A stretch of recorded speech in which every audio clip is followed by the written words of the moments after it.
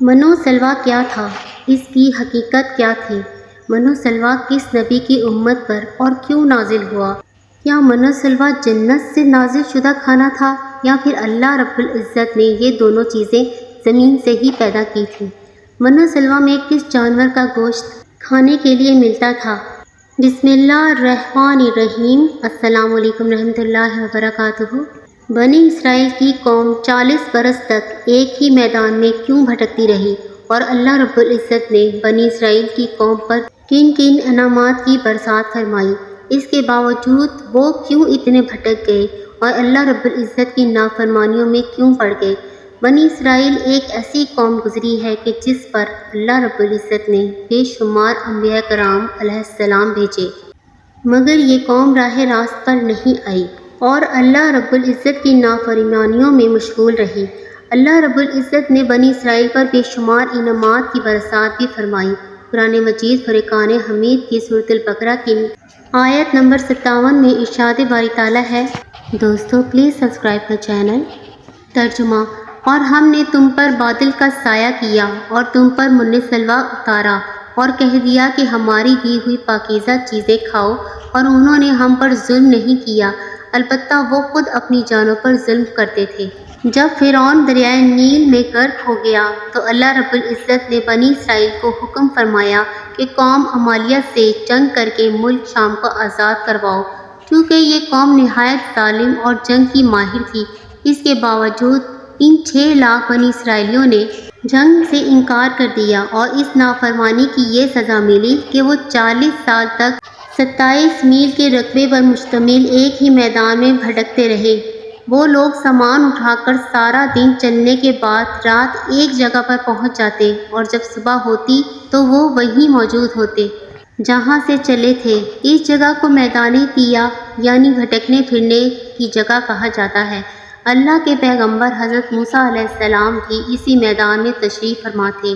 میدان طیہ میں ہونے والی عطائیں حضرت موسیٰ علیہ السلام کی دعا سے بنی اسرائیل پر اللہ رب العزت نے اس میدان میں بے شمار انعامات اور عطائیں نازل فرمائیں۔ بنی اسرائیل کے کھانے کے لیے ہفتے کے دن کے علاوہ روزانہ آسمان سے 2 کھانے اترتے جنہیں من سلویٰ کہا گیا۔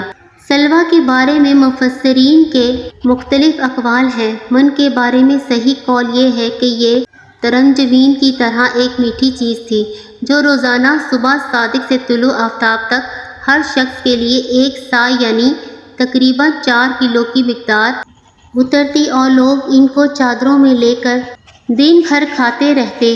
بعض مفسرین کے نزدیک من سے مراد وہ تمام چیزیں ہیں جو اللہ رب العزت نے اپنے بندوں کو کسی بھی مشقت اور کاشتکاری کے بغیر عطا کر کے ان پر احسان فرمایا۔ اور سلویٰ کے بارے میں صحیح قول یہ ہے کہ یہ ایک چھوٹا سا پرندہ تھا، اور اس کے بارے میں ایک قول یہ بھی ہے کہ یہ پرندہ بھنا ہوا بنی اسرائیل کے قوم پر آتا تھا، اور ایک قول یہ ہے کہ جنوبی ہوا اس پرندے کو لاتی اور بنی اسرائیل اس کا شکار کر کے کھاتے۔ اللہ رب العزت نے قرآن مجید فرقان حمید میں ارشاد فرمایا، اور ہم نے تم پر بادل کا سایہ کیا اور تم پر من سلویٰ اتارا اور کہہ دیا کہ ہماری دی ہوئی پاکیزہ چیزیں کھاؤ، اور انہوں نے ہم پر ظلم نہیں کیا، البتہ وہ خود اپنی جانوں پر ظلم کرتے تھے۔ ناظرین، کوہ طور کا ایک سفید پتھر اس کے پاس تھا۔ جب پانی کی حاجت ہوتی تو اللہ کے پیغمبر حضرت موسیٰ علیہ السلام اپنا عصا اس پتھر پر مارتے اور بنی اسرائیل کے 12 قبیلوں کے لیے اس پتھر میں سے 12 چشمے جاری ہو جاتے۔ یہ وہی عصا تھا جسے حضرت موسیٰ علیہ السلام نے فرعون کے جادوگروں کے سامنے پھینکا تھا، اور اللہ رب العزت نے اس عصا کو ایک اسلحہ بنا دیا تھا۔ اسی عصا کی برکت سے اس پتھر میں سے بنی اسرائیل کے 12 قبیلوں کے لیے 12 چشمے اللہ رب العزت نے جاری فرما دیتا۔ دھوپ سے بچاؤ کے لیے ایک بہت بڑا سفید بادل سارا دن بنی اسرائیل کے لوگوں پر سایہ کرتا۔ رات میں میدان کے بیچ میں ایک نورانی ستون اترتا جس کی روشنی میں وہ لوگ کام کاج کرتے۔ اللہ رب العزت نے ان لوگوں پر اتنی عنایتیں کیں کہ ان کے بال اور ناخن تک نہیں بڑھتے تھے، کپڑے پھٹتے نہ ہی میلے ہوتے۔ پیدائشی بچوں کے جسم پر قدرتی لباس ہوتا جو جسم کے ساتھ ساتھ بڑا ہوتا جاتا۔ من ایک میٹھی چیز تھی جو فجر کے وقت سے سورج نکلنے تک ہر شخص کے لیے 4 کلو اترتی۔ جب بنی اسرائیل یہ میٹھی چیز کھا کر اکتا گئے تو انہوں نے آپ علیہ السلام کی بارگاہ میں شکایت کی کہ جس کے بعد اس کے لیے سلوہ اتارا گیا جو ایک بھنا ہوا چھوٹا پرندہ تھا۔ بعض مفسرین نے اس پرندے کے حوالے سے لکھا ہے کہ یہ تیتر تھا اور بعض نے لکھا ہے کہ یہ بٹیر تھا۔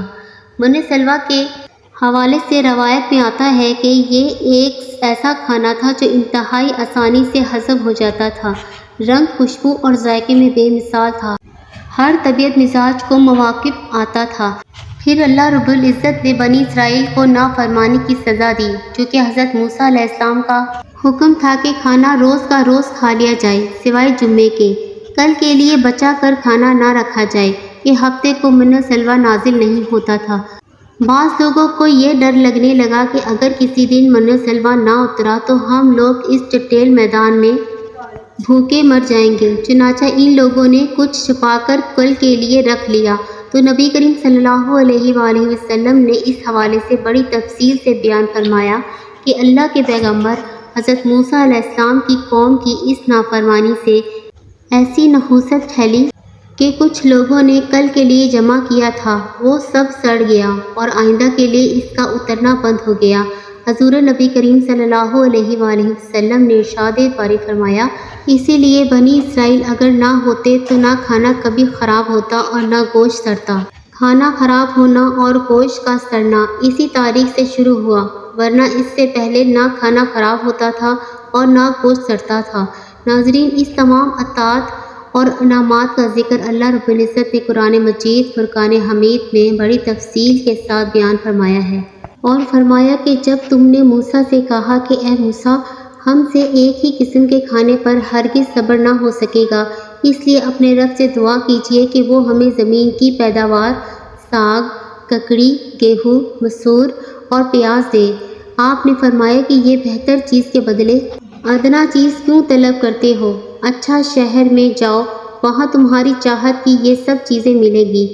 ان پر ذلت اور مسکینی ڈال دی گئی اور اللہ کا غضب لے کر وہ لوٹے۔ یہ اس لیے کہ وہ اللہ تعالیٰ کی آیتوں کے ساتھ کفر کرتے تھے اور نبیوں کو ناحق قتل کرتے تھے۔ یہ ان کی نافرمانیوں اور زیادتیوں کا نتیجہ ہے۔ دوستو، اگر ویڈیو پسند آئی تو لائک اور سبسکرائب کر دیں۔